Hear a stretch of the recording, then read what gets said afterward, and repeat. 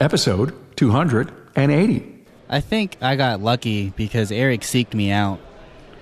But had I had just appeared on an online application or sent in my resume, I might have looked like everyone else. And I think that's the reality of it all.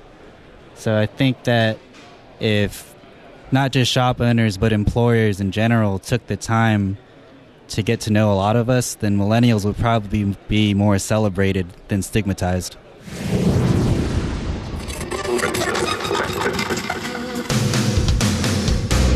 Welcome, aftermarketers, to Remarkable Results Radio. Listen to learn just one thing from today's episode on your journey to remarkable results.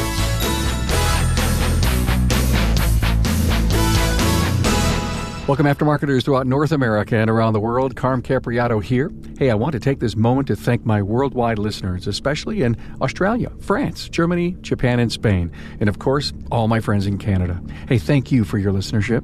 Today, the interview is with Eric Svedberg and Rex Cate. Eric is the owner of Automotive Specialties in Virginia Beach, and Rex Cate, his millennial technician. This is a great story of grow your own. More on that in a New York Minute. This episode is supported by Federal Mogul Motor Parts and Garage Gurus for serious technical training and support online, on-site, and on demand. Garage Gurus is everything you need to know. Find out more at fmgaragegurus.com. And you know the podcast can be listened to on most top podcast subscription sites. Yes, places like Apple Podcasts, Google Play Music, iHeartRadio, Spreaker and Stitcher Radio, and also on TuneIn.com, Podbean, and Player FM, and also on my own app, available free in the iOS and Android store. Hey, thanks for your subscription and continued support. You know, the network of listeners builds every week, and I'm honored to make so many connections like new Facebook friends Ryan Reese, Troy Bostick, and Brandon Pickering. And my latest LinkedIn connections, Randy Reinfeld, David Lang, Zach Rizzo, and Charlie Onneson Jr. Eric Svedberg and I had a great informative interview in episode 167. Now, you can check that out anytime. I met Rex sitting next to him on the plane, leaving Vision KC in 2017. Now, that would be this past March. We sat next to each other on the first leg of our trip home. I was so impressed with his maturity and that he was a fan of the podcast. Eric called to say that he was bringing Rex to AAPEX 2017, and that was all I needed to hear. I asked if he and Rex could book some time and sit in my AAPEX studio and talk about growing your own technician, and they both agreed. So you've got the owner and the learning technician's perspective, and they're 4 years into the training program. This episode is jammed with a huge dose of real-world situations and ideas that may just be a blueprint for you on recruiting, training, interviewing, and integrating a young professional into your business. For a list of the episode talking points, see the show notes at remarkableresults.biz/E280. We had a few aha moments together. I can't wait for you to hear them. Now, enjoy this fun and very informative interview with Eric Svedberg and Rex Cate.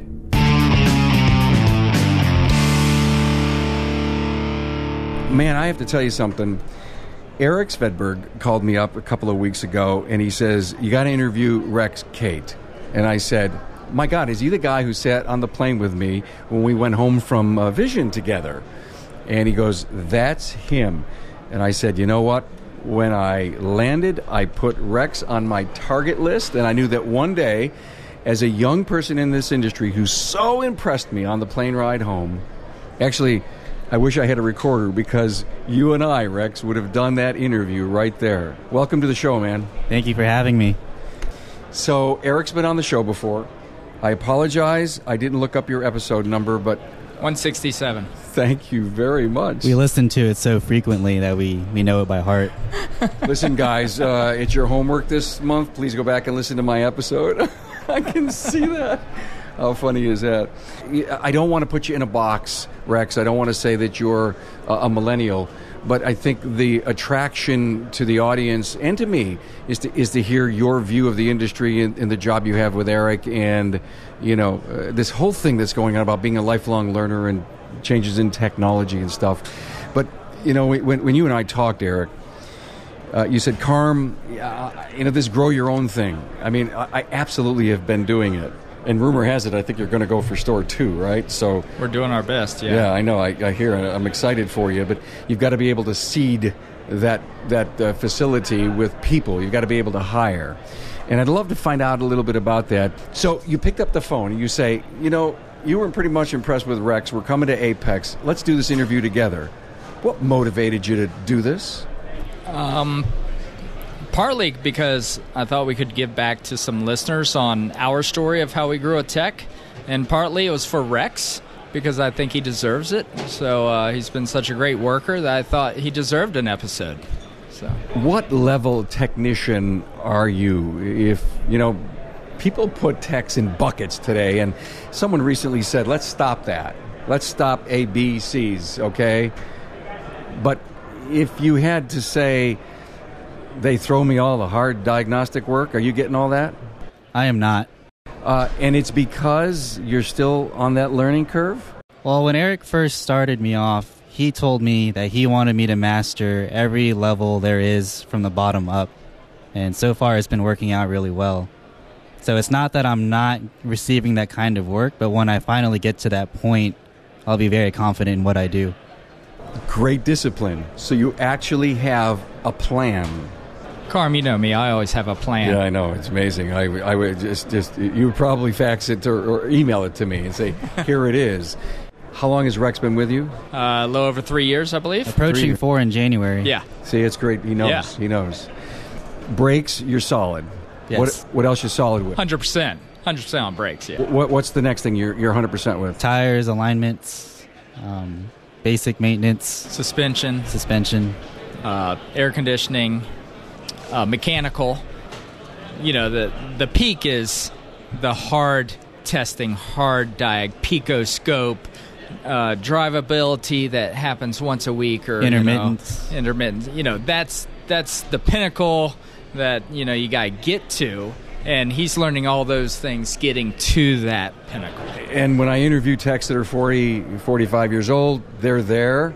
You've got some work ahead of you. You got a lot of longevity. Are you excited to be on the fringe of being that's your next level? Yeah, I'm only 24, so I have so much time to get there. Hey, do you remember when you were 24? Barely. I was getting married. So 24 years old, you've got a lot of things mastered. And what are your plans, Eric, and what are your plans, Rex, to get to that next level of training? I mean, are you looking at the hands-on in the shop and have your diagnostic tech work with Rex? We obviously give bonuses for ongoing training. So, if they're doing 4 hours a month, 12 hours a quarter, they're getting a bonus for that. So they have to do some of their own work, but I really like hands-on in the shop because that's real world stuff. So if something comes in, and say we're just a little slow one day, something comes in that my other tech is working on, maybe Rex would be there right beside him and understanding the flow of how he's testing. Or one of the best ways to fix cars is to test known good cars, right? So bring in a car that does not have an issue, right? Hook up the scan tool, take some graphs, look at data, test drive, and then you know where the good one is, so you can test the bad one later. Okay, so your plan to get him to the next level as a diagnostician, if I could look over your shoulder and see your plan, what are you going to work with Rex on? Well, what's next is we're looking at a second shop. And so I know this is going outside the bounds of this interview, but we're looking at a second shop, which will open up a lot of avenues, I believe. So are you going to accelerate his training? I think it's just going to come naturally because we're going from a 3-bay location that we're maxed out to, an 8-stall location under one roof with air conditioning, more techs, and hopefully a little more time that I can feed him some more of that work. You have the easy and then you have the not so easy. So, maybe an easy one would be a check engine light with one code, one issue. It's a heater code on an oxygen sensor or something like that. We can feed him that stuff and help him grow that way. Are you up for any challenge they give you, Rex? Absolutely. So you never say no to anything? No, I don't. You push guys out of the way and says, let me have this. I don't necessarily do that. Okay. You know what's awesome about Rex is I can feed a job to him that he would never say no, but he at the same time he looks out for the shop as well and says, hey, do you think I'm the best person to do this, or do you think maybe our other tech should do this one? He's looking at the big picture. He's not just looking at himself. I love that about you. You think I'm ready? Okay, and if not, I'll go overwork here. Now, you probably wanted to do it, but someone's told you not to. How long does it take you to get over the fact that you didn't get a chance to work on something you wanted to work on? I don't feel that bad. And like Eric mentioned earlier, we do quarterly trainings. So a lot of the videos I watch are tethered toward the things that I don't necessarily do at this time. So the rare opportunities that I do receive that kind of work, I'm excited to put that knowledge to use. I'm talking to Bud Houston, a technical product specialist with Federal Mogul Motor Parts. Do you actually put products in the hands of the technicians? Yes, absolutely. Anytime there's new product introduced, perhaps a new problem solver or a new technology, we keep that stuff on the van just because their local parts supplier may not have it available, and we think it's important to show them what's coming, and then seeing the part is really, especially with the new OEX, seeing the part and touching the part is something that changes perspective rather than just a piece of paper with a picture of the part. Okay, so you put an OEX pad into the hand of a technician, and you've done this, I'm sure, hundreds of times. What do you see on their face when they see it? You can tell they get it. In our industry, there's technology that we use all the time that you look at and you're like, that just doesn't make sense to me. I'm going to take your word that it works. You put an OEX brake pad in somebody's hand, and I just ask the question, why does this look so weird? And they're like, I bet it's to make it cool. They get it as soon as you put it in their hand. So technicians holding your product and listening to your presentation, do you ever see the light bulbs go up? They raise their hand and says, boy, I've got a great idea for you? Oh, yeah, absolutely. Not only does that happen, every time I'm with a group of guys, I solicit ideas. I'm like, listen, a lot of the stuff that I've shared with you originated in a bay somewhere where the technician said, you know what, if you could do this, it would be really cool. And so the stuff that I get, I send up, to our engineering team and say, hey, could we do something like this? And there's things in the works, and there's some things that came out recently that originated in, hey, if you could do this, it would be helpful. Because at the end of the day, I think Federal Mogul's known in every line to be a problem solver, and not just solving a problem, but making an installation easier as well. Federal Mogul Motor Parts' Garage Gurus is your go-to source for the vehicle training, technology, and answers you need to keep your next job on track. On site, online, or on demand, the Gurus are here to help keep your business and your career on the road to success. Visit fmgarageguru.com. How are you picking the training for him? I don't pick any of the training. I let the techs pick the training. They just write down what they're doing and what they're training, because they still have a passion for the industry, so they still like their own thing. So my other tech, he really loves electrical. So, he does a lot of electrical training. Where Rex is, it's kind of fun. Rex is, we'll have a car in the shop, and I'm in this industry 30 years. And Rex will say, yeah, I saw such and such about this on my training, 3 months ago or 6 months ago. And it's something I've never even heard of, yet he knew, and I didn't. You're not supposed to know all that. Exactly. You're supposed to have guys like Rex to rely on. That's right. So you go and you invest your time quarterly. How many hours do you owe Eric? 4 hours a month, but it's not uncommon for me to exceed that. Okay. Do you do it all at work, or will you ever go home and do something? It's all strictly at home. Oh. Come on, Carm. They're not allowed to do it at work. We got work to do. You don't have lunch and learns? I just have lunch. They only get a half hour for lunch. Only a half hour for lunch. Well, that's not a bad training. Slave driver. Boy, he is a tough boss, Rex. I had no idea. He's very fair. Ah. Thanks, Rex. Is it because he's sitting here? No, he would hear this anyway. You're a millennial, and, the term millennial, Eric, it's crazy. I mean, yes, a lot of millennials act like everybody thinks millennials should act like. And then there's guys like Rex, who, just by having talked to you on the plane and here, you don't fit the typical stereotypical mold. When people say, oh, you're just a millennial, does it fry you? No, it doesn't bother me at all. I just think they haven't met enough like me. If you want to know, I think we were talking briefly before the show started about, my role and the new tech's role, or grow your new tech's role. I searched for Rex. I was looking to grow a tech.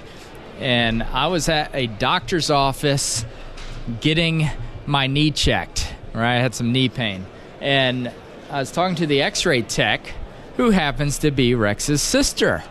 And she asked what I did for a living, and she said, hey, my brother's going to school for that.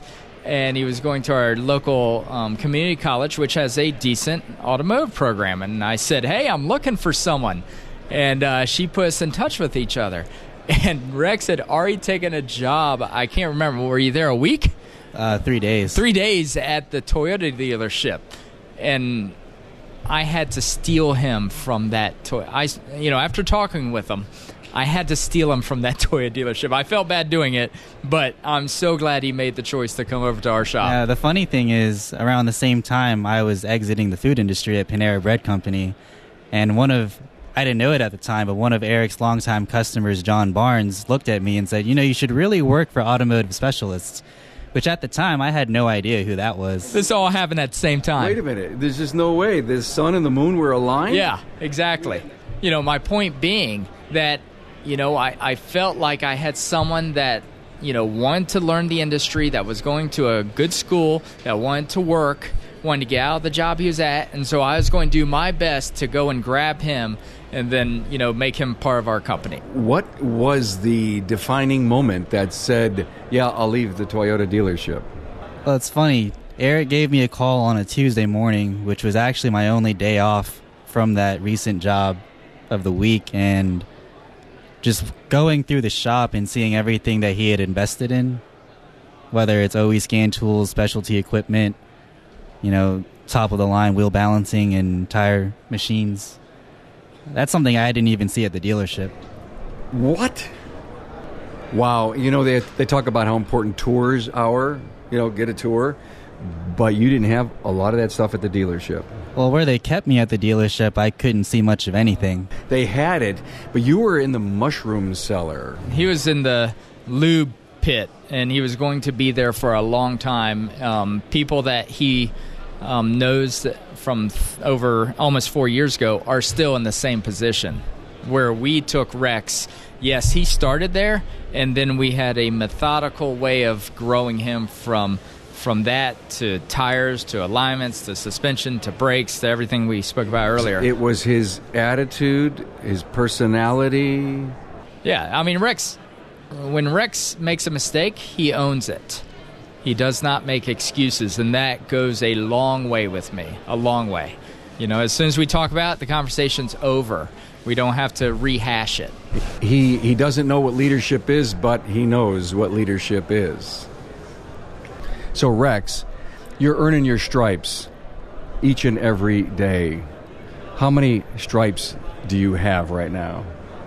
Well, if I could veer away from the direct question, I think that one stripe I would like to earn is for Eric to give me any job with any scenario and for me to just tackle it full force. So he says, boss, dump me in the deep end of the pool and let me go. Don't time me, but let me go in there and learn. That's a great analogy. So you just asked right now, dunk me in the deep end of the pool, right? I love it. I'll throw you a life preserver if you really need it. And that's exactly what you should do. That's right. That's right. How many diagnosticians work for you, Eric? One, really. I have one, rock star that, when it comes to testing and electrical and Pico, it's tough because people are constantly trying to steal him away from me. That's not necessarily the good part of our industry, but really one. But you can really give him any electrical, any diagnostic, any testing scenario. He's going to be able to handle that.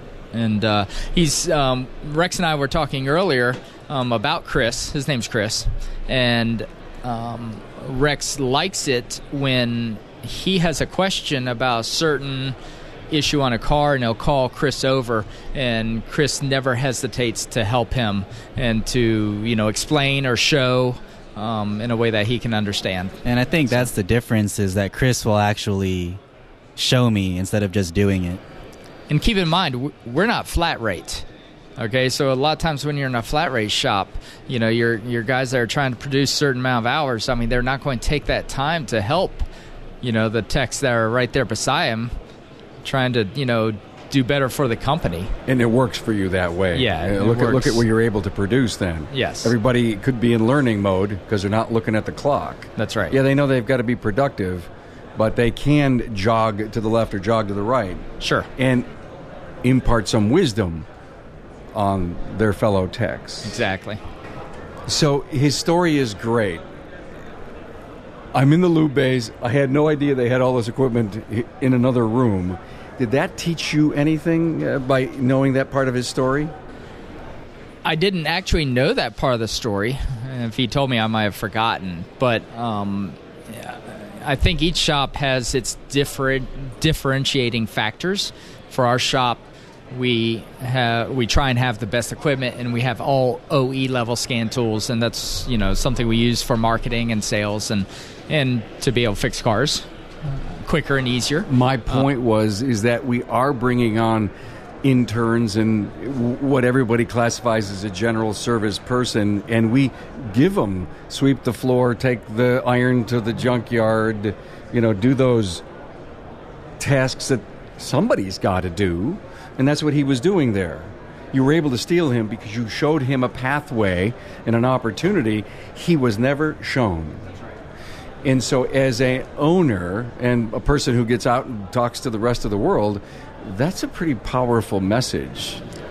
Well, I think you touched upon something, especially, if this episode's about, his age group, millennials. If you can show them, this is what can happen in 1 year, 2 year, 5 years, and give them, that vision, that's what they need, that's what they want. They want vision. Because maybe that wasn't ingrained earlier in their life. Maybe their dad, didn't have that, or mom, or what have you. So you bring up a great point. I mean, owners today, shop owners that need to be the CEO of their business, have to set the vision for their team. But each individual team member has to have a vision within the business. Do you sense, Rex, that you have a long-term vision and a place in the business? Has Eric ever just sat down and outlined what you can be inside of his company? We do every year, actually. Is it a performance review, or is it just a sit down and we just, how you doing, and tell me about what's going on in your world, and are you growing in my company? What else do you want to do? Is it like that? Well, we actually go over a comprehensive list of equipment, concepts, theory, all of that I've achieved during the current year, and then we actually go back to the prior years and say, yes, so you actually were not at this level at this time, so it's nice to see how much you've grown over the course. I would expect nothing less from you. Very good. You don't need all that equipment on the shelf if they don't know how to use it. So it's kind of nice to have the list of our equipment, and we go down each one. Have you mastered this? Have you mastered this? And then it gives us a goal. Now we get to work on this piece of equipment. Maybe a car comes in the next week that needs that piece of equipment. Now I can teach him, or Chris can teach him, how to use it correctly and safely. You're going to open up another shop. You're probably ready to hire another young person to grow your own, because you've got one of the best role models right here. Yeah, and maybe that next person I hire, maybe Rex would be his mentor. That would be exciting. Wouldn't that be cool? To be 24 and be a mentor to a mentee. A 24-year-old mentor to a 22-year-old mentee. That's okay. That's okay. When you get into the real business world, sometimes it's absolutely reversed like that. That's right. You go with the attitude, you go with the wisdom. The only thing I can say right now is that you've got your head screwed on right. And I don't know if you know what that means, but I think when we were back in my day, we would say, that person's got it. They're going to be something because they figured it out. They have the maturity, the quest for knowledge. By the way, everyone, Rex is shaking his head. And Rex came from the food service industry. That's, he was working that for quite a few years, but he knew he wanted to do something different, and this interested him. So, other shop owners, if you come across millennials that are not in our industry, but, they impress you, ask some questions. Have you ever liked taking things apart and putting them back together? You never know who you might come across. It's actually interesting that Eric brings up that I'm from the food industry, because I think what I bring to the table that differentiates me as a technician is that I'm always looking at the bigger picture and maybe even thinking like a business owner. Because coming from that food industry environment, one simple mistake can bring a whole onslaught of, bad intentions and customer retention. So I kind of use that to my advantage, and if I do make a small mistake, I think about all the consequences that'll come from it if it does not get fixed properly. And that company that you worked for taught you that. Correct. And he remembered it, and he embraced it. And that, to me, wow, you're a lucky guy, because he told me he's a big picture person. So whatever training you're giving him, he's absorbing and appreciating. And he came from a franchise model that has, a lot of structure. Yeah. So he took that model, and then he came to me, who I also have, structure and training. And so we built upon it. But how many young people leave a structured franchise arrangement and walk out and say, so what did you learn working for Panera's? Nothing. They're out there. They're hard to find. They're out there. They're hard to find. And when you find them, you better jump on it. Because that goes back to your interviewing skills. That goes back to your ability to sell yourself, and you saw that. You saw more magic in who he is as a person. Yeah, I mean, when you're interviewing someone, I think within the first couple minutes you can pick up on their maturity level or not. And I could tell Rex was very mature from the beginning. Did you wear a tie to the interview? I did not. I did not get a haircut yet. I had glasses that were 2 years old, wearing a black hoodie, pulling up in a European car, not knowing that Eric does not work on European cars. But we're about to. But now we are. The new shop. I don't know about anybody, but that was just great. That could be the soundbite right there. I love it. That's right. That was perfect. Oh, God. I love when I bring out the best in people. I just do. It's fun when it's a fun conversation. And I'm glad you guys are making it like that. So, Rex, there's a lot of millennials that are going to listen to this podcast. And millennials are all about podcasts. My daughter listens to podcasts all the time. It's great because podcast is the Netflix of radio. It's just so cool. You have a chance to tell a whole bunch of young people that are going to enter the workforce. I guess you got invited to get up in front of a group of young people, be it if they're in the automotive tech world or they're deciding that they want to maybe go out and get into a trade. You got the floor. What are you going to tell them about your experience, about how you see where the industry is going? Is it vibrant? Are you excited about it? God, you're on the cutting edge of the technology that's coming at us at 90 miles an hour every day, and you have a chance to play with this computer that drives down the road at 70 miles an hour. That is a bundle of computers, and say, I can fix this stuff. I know how this works. What are you going to tell people? I think the most important part is to trust yourself, because you only know yourself better than everyone else. And before I entered the industry, I had taken courses in architecture and engineering, neither of which made me happy. I think my parents noticed the difference once I had switched, and they could see the attitude that I was coming home with every day. You found your passion. Exactly. And to the extent that everyone around me noticed it. So find your passion. Your why. So if you find your why, don't be afraid to pursue it. And so mom says you're going to be a lawyer. Dad says you're going to be a doctor. Aunt says you're going to be an accountant. And here you're listening to them and you say, I just can't imagine myself doing that, because I want to be challenged with my logical brain. I want to work with my hands. I want something new and different every day. Am I describing your passion? Yes, you are. It's a great message. Really, really good message. So you're not the typical millennial. But what is a typical millennial? You know what? We got to stop talking about that. Really. You're a young, vibrant, individual, great member of the team, huh? Oh, yes. Vital member of the team. Who was working in food service. Damn. Okay, he's 24. You're 24, right? 24 years old. My 60-some-year-olds customers are searching him out in the bays to shake his hand and saying, I want Rex to work on my car.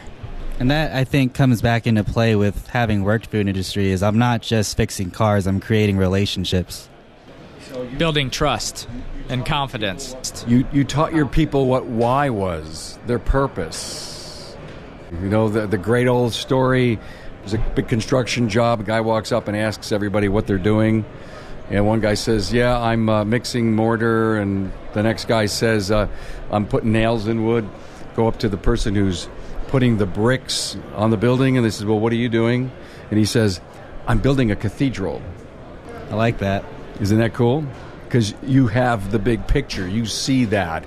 And when you interact with a customer, you're interacting with their safety, their freedom of having transportation. You're keeping them whole in that regard. And giving customers peace of mind. I think that's what we do as, an automotive repair shop. Nobody wakes up saying, gee, I hope my water pump starts leaking today. We're giving them peace of mind. An automobile is a tool to get from A to B. So. Any thoughts? Any ideas that you didn't share? Do we need to hold millennials accountable?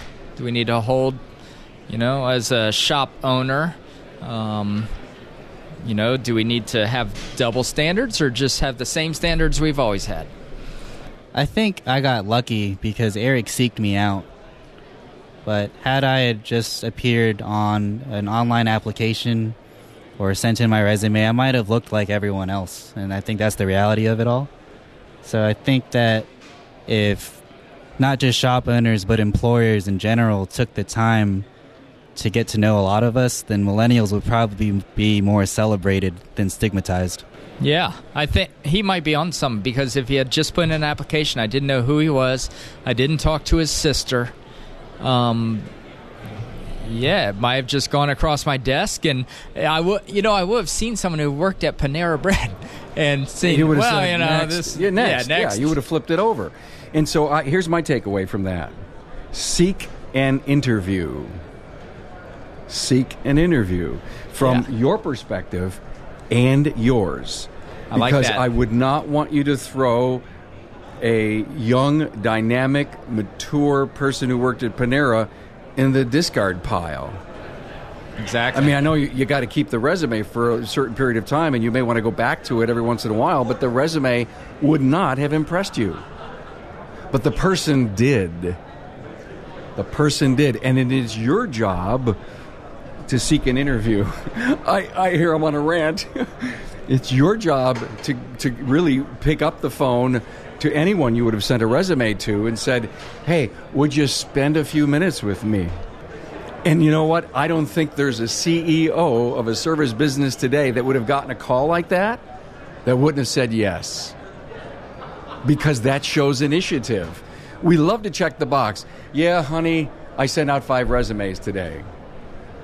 You checked the box, but you didn't follow through on anything. And I believe the employers on the other side of that line, that wire, that cloud, are waiting for somebody to call and say, hey, did you email, text, did you get my resume? What did you think? Tell me the truth. Oh, you worked at Panera. No, wait a minute, you don't understand. I'm different. The old squeaky wheel gets the grease. Yes. I like that. Seek an interview. I didn't think of that. Seek an interview. Yeah. Both sides. Yeah, don't just go through the pile and see something that doesn't... Now, if you're maybe hiring whatever we call an A-Tech today, a diagnostician level, yeah, you're going to look for... The resume is going to have some stuff, but we were covering this just this past Friday on the Academy. If someone looked like the qualifications were a B-Tech and the resume is a year old, they sure could have advanced. You almost have to uncover and flip over every rock, just like you did, and just like you did. Especially with the technician shortage. Yeah. Hey, thanks for being here, man. Thanks for having us. Yes, thank you. I learned a lot. Did you have fun? I did. All right. It's all that matters. AAPEX 2017. Yeah, rock. It's been great. Very good. Thanks, guys. Thank you, Eric Svedberg and Rex Cate. I really enjoyed our time together. A lot of important insights, and I'm sure some good inspiration on the integration of a young professional into your business. Much you can use. Rex is sure not your typical millennial. He does bust that stereotype right out of the water. For a list of episode talking points, see the show notes at remarkableresults.biz/E280. Don't forget to check out the Town Hall Academy Single Subject Roundtable Series. Find this very powerful aftermarket resource at remarkableresults.biz/academy. If you need to get in touch, email me, karam@remarkableresults.biz, and also share the love on social media. Now go and share this episode with someone who can value this story. Thanks for being on board to listen and learn from the premier automotive aftermarket podcast. Until next time,